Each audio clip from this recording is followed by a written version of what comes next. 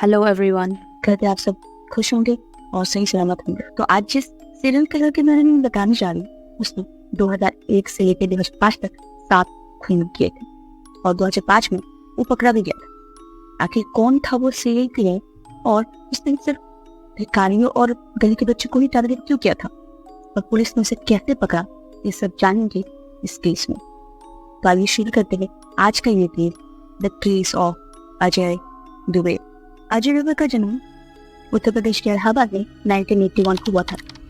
दुबे काफी गरीब घर थे, जिसका माँ एज ए लेबर काम करती थी और जिसके पिता एक शराबी थे। दुबे के और 5 भाई बहन थे, जिसमें से वो सबसे छोटा था। दुबे के पिता बहुत फिजिकली और इमोशनली टॉर्चर करते थे और उसने बचपन में ही देखा कैसे उसके पिता उसकी मम्मी को मारता था और उससे और उसके भाई बहन से फोर्स करता था एज ए चाइल्ड लेबर काम करने की। दुबे अपने पिता की हरकतों से बहुत तंग आ चुका था। उसके फैमिली कंडीशन भी इतनी खराब हो चुकी थी कि खाने के लाले पड़ गए थे और उसने सोचा कि वो मुंबई चला जाएगा बेटर अपॉर्चुनिटी के लिए। उसके बाद 1997 में वो मुंबई आ चुका। जैसे जो पहले नाम की बीमारी भी रहती थी, तो डिप्रेशन एंजाइटी की वजह से होता है। लेकिन मुंबई आने के बाद उसे बहुत सारी दिक्कतों का सामना करना पड़ा। ना उसे काम मिला था ना कुछ, इसकी वजह से और वो डिप्रेशन में चला गया। वो रास्ते पे भटक रहा था क्योंकि लाश के पता रहने पे कोई जगह था ना खाने के लिए खाना। उसकी वजह से मेंटल हेल्थ और ज़्यादा खराब हो रही थी। मुंबई में रहते ही उसके साथ ऐसा कुछ हुआ जिसकी वजह से उसका ट्रॉमा और ज़्यादा बढ़ गया। दुबे की मेंटल हेल्थ इतनी खराब होने लगी कि उसने बाद में बहुत गलत कदम उठा दिया, जिसकी वजह से आज हम उसका केस पढ़ रहे हैं। अजय देवगन को पहली बार पुलिस ने 2001 में पकड़ा था। उसने छोटी सी जुर्म की थी, इसकी वजह से जमानत से वो बाहर आ गया। बाहर आने के बाद अजय देवगन का गुस्सा और ज़्यादा बढ़ गया था। 2001 में जेल से छूटने के बाद उसने क्राइम की दुनिया में ऐसा कुछ किया जिससे उस समय मुंबई में तहलका मच चुका था।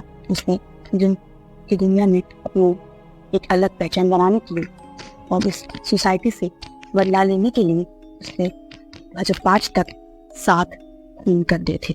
सबसे पहले दस्तों के बच्चों को खाना और काम देने के लालच से अपने पास बुलाता था, फिर उन्हें बहुत टॉर्चर करता था, उसके बाद उन्हें मार देता था।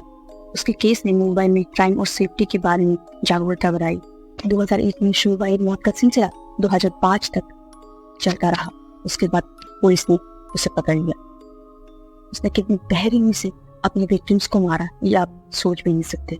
अजय देवगन का केस पुलिस के लिए एक चुनौती बन गया था। 2005 में जब उसे पकड़ा गया तो पुलिस ने उसकी साइकोलॉजिकल एनालिसिस की।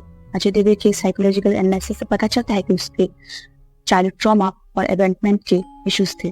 उन्हें अपने क्राइम्स में मजा आता था और उन्हें अपने विक्टिम को बहुत ही ज़्यादा टॉर्चर किया था।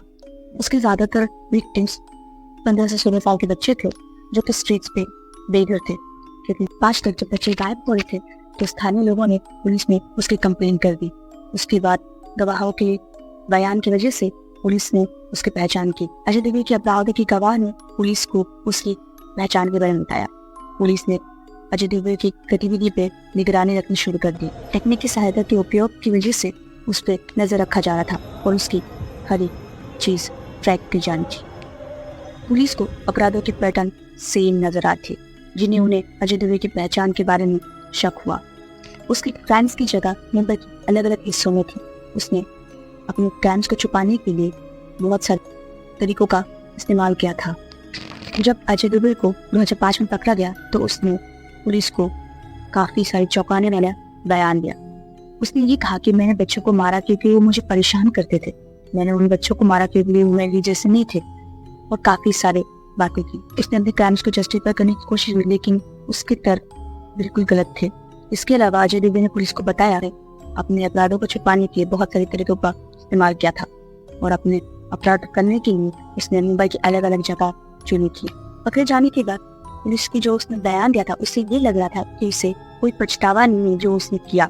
उसे बहुत मजा आ रहा था इस चीज में और वो अपनी हर एक क्राइम सोच समझ के करता था। उसके बाद उसका केस मुंबई हाई कोर्ट में जगह पहुंचा, जहाँ पे मुकदमा चली और उसे 2007 में उम्र कैद की सजा सुनाई गई, जिसके बाद उसे मुंबई की ऑर्थर रोड जेल में रखा गया।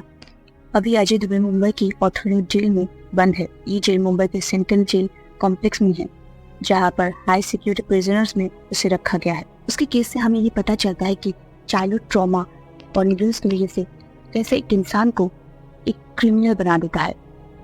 तो ये था आज का हमारा ये case, serial killer Ajay Dubey का।